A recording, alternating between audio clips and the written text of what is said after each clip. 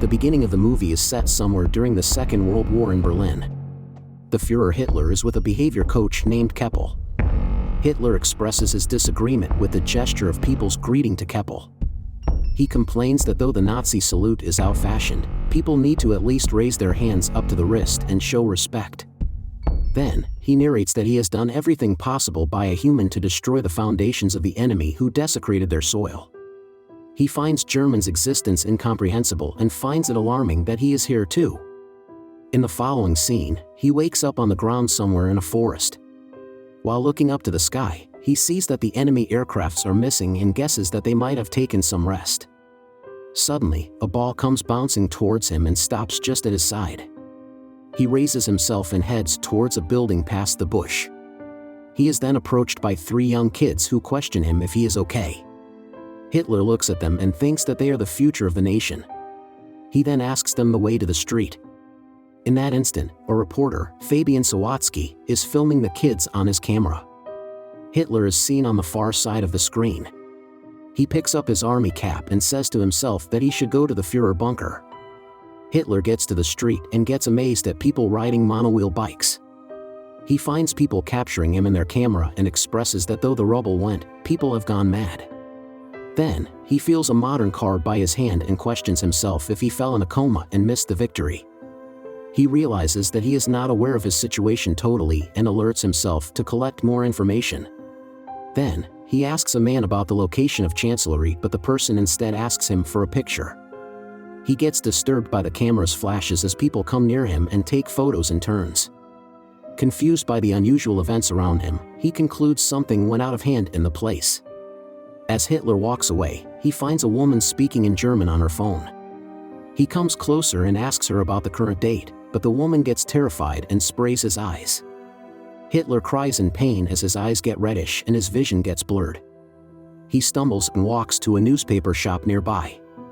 He gets shocked to see the date October 3, 2014, written on the paper and falls to the ground at once. Somewhere else, the boss of a TV station, Karner, praises Mr. Christoph Sensenbrink for his excellent job as the deputy's head. He proposes a higher solution but instead announces another worker named Miss Katia Bellini as the managing director. Due to this, Christoph gets shocked and dissatisfied. He comes to his office and vents his anger out at a struggling filmmaker named Fabian. Despite Fabian's best attempts to convince his boss, he gets fired and thrown out by the guards. Sometime later, Hitler wakes up at the news shop and asks the owner about the date. He confirms that it is in fact 2014. A confused Hitler questions if the shopkeeper has kidnapped him and suspects if all this is a trick play of the enemy's secret service. He threatens to kill the shopkeeper if he is working for the enemy, but the shopkeeper gives him a bar of chocolate instead. Hitler opens it after quite a struggle and sniffs it. He declares it as industrially pressed grain and questions the shopkeeper if there is still a shortage of bread. The shopkeeper asks Hitler if they are filming a documentary somewhere nearby, mistaking him for an actor. The shopkeeper then says that he looks exactly like the Führer, to which Hitler replies that he is the Führer. After that, Hitler sees the Turkish newspaper and asks if the shopkeeper has Stürmer or Panzerbar. The shopkeeper says that he has more Turkish customers. Hitler gets astonished at the presence of Turkish people in Berlin. He then starts collecting information from the newspaper. While reading it, he assumes that he didn't win the war in the past and Germany was given to the hands of clumsy women having the charisma of a wet noodle. He further laments the existence of Poland and concludes the war to be a total waste. Meanwhile, Fabian looks upon his video reporting about soccer and sobs, sad at the fact that he was fired. His mother calms him and asks him to pause the video, noticing Hitler behind. Fabian is amused at the discovery of a person who looks so similar to Hitler. Back in the shop, the shopkeeper asks Hitler to keep the newspaper aside and stand outside. Hitler grudges at being asked to work. The shopkeeper suggests Hitler clean his clothes, for they are stinking. He then goes to a laundry place and asks them to clean his uniform. Hitler asks if they have another uniform since he cannot walk away naked. Next, we see Hitler walking to the news cellar with jeans and a sweater on. Fabian, on the other hand, has somehow managed to find him and is waiting for him in the shop. After getting a look at Hitler, he is amazed at his appearance. Fabian asks Hitler if he can film him as he marches through modern Germany. Hitler agrees with the idea. Fabian takes up some cash and a car from his mother and starts his journey with Hitler. The two end up in a hotel where Hitler gets amused at seeing the television. He then decides to talk about politics in Fabian's presentation. He goes to places asking people regarding their views on politics.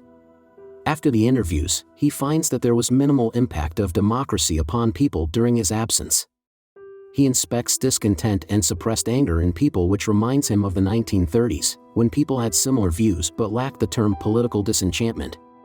People tell Hitler about the problem of immigrants in the country, making Hitler push his idea that mixing the races doesn't work. Later, Fabian asks Hitler the source of his unique mustache. Hitler replies that he cut his mustache to the shape to fit a gas mask. A while later, the two end up in a farm where Hitler gets bit by a dog. He is enraged and shoots at the animal. Fabian scolds him and seizes the gun. As the tour goes on, Fabian eventually runs out of cash. But he thinks of a plan and convinces the passers to have their sketches drawn by Hitler. Hitler draws sarcastic pictures which people find funny and pay for it. They continue their trip after collecting enough money. Back in town, Fabian shows a clip of Hitler to Christoph. The video has a lot of views as Fabian had uploaded it on the internet. Christoph is impressed by the large number of views in the video. He asks Fabian for Hitler's name and contact number. After meeting him, Christoph suspects Hitler to be a lunatic and asks Fabian to take him away from the office. Before leaving, Hitler enters the director's office and asks her to save Germany together with him. Interested at the idea, Bellini asks him about the plan. She quickly asks her assistant to prepare a proper TV format for broadcasting the Führer on listening to Hitler's idea. Fabian then threatens Christoph to give him his job back or else he will take Hitler away. On hearing this, Christoph makes him a kitchen boy, promising to promote him when a new editorial post opens up. Sometime later, Hitler is given a table in the TV studio. Christoph calls for Kromier to help Hitler with computer use. Hitler recalls the computers of his days and labels the invention to be one of the greatest. Kromier tries to sign up Hitler to mail but informs him that his name is already taken.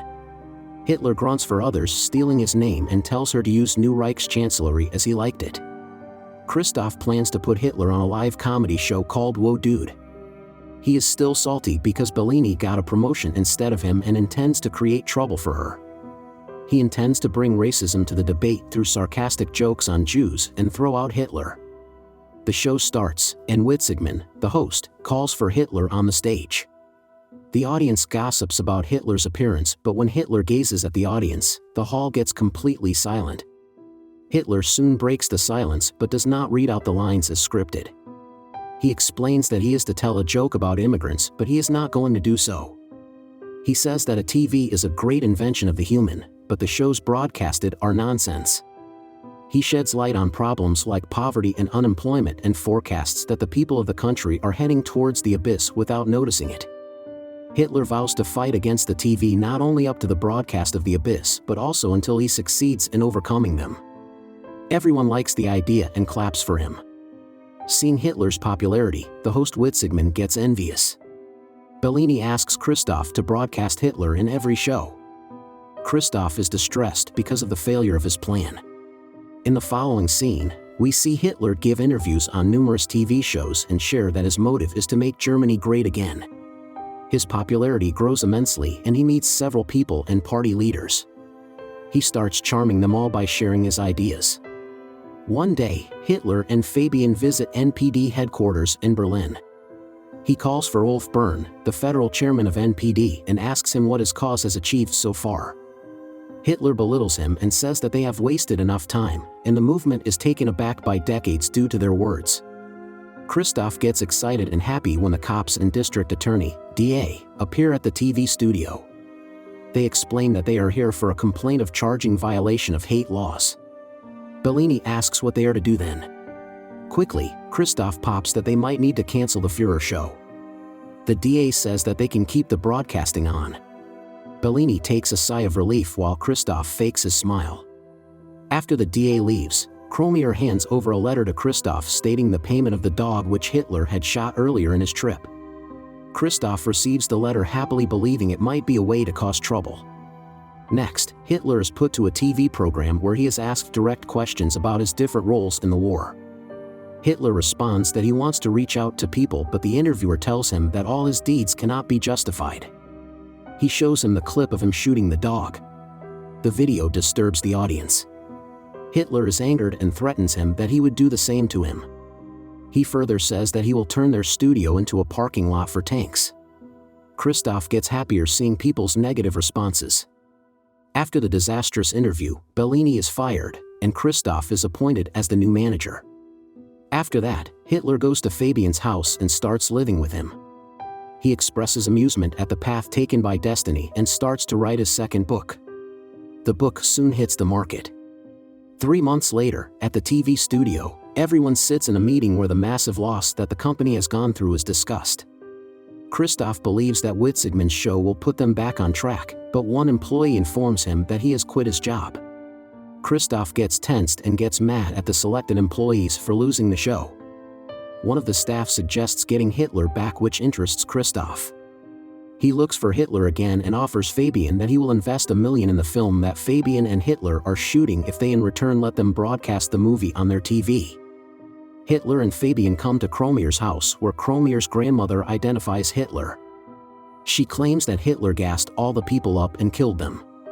She calls him a criminal and shouts him to get out. In the car, Hitler shares that he is surprised at Kromier being a Jew. He starts to belittle Jews, calling them less of humans.